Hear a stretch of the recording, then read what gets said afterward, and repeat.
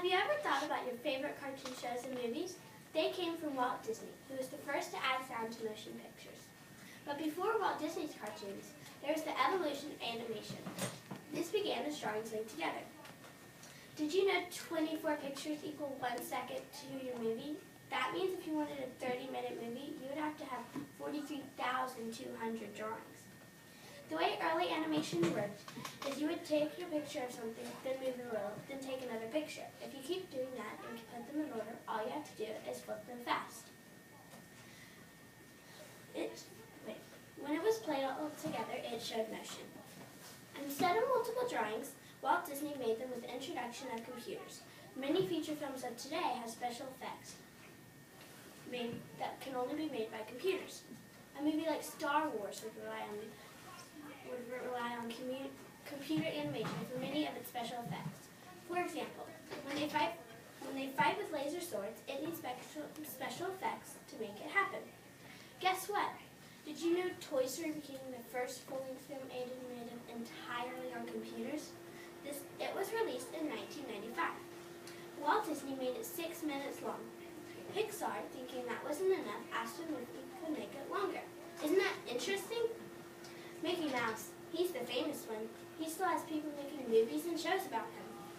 When I think of the word animation, he pops into my head. He is turning 80 years old this year. Mickey's story starts with a rabbit. Walt Disney created a character called Oswald, the Lucky Rabbit.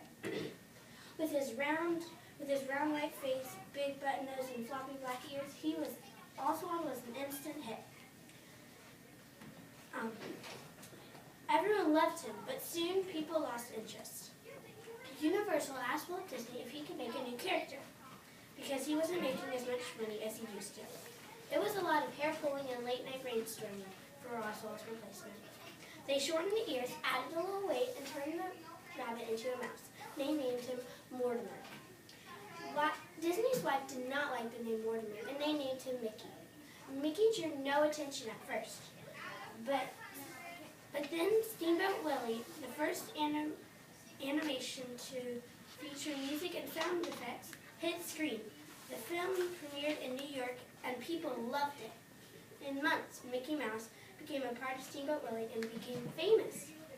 But before I really learned about animation, I had no clue where it came from. I just watched movies with no thought of how they were made. Now that I think about it, Walt Disney is very inspiring.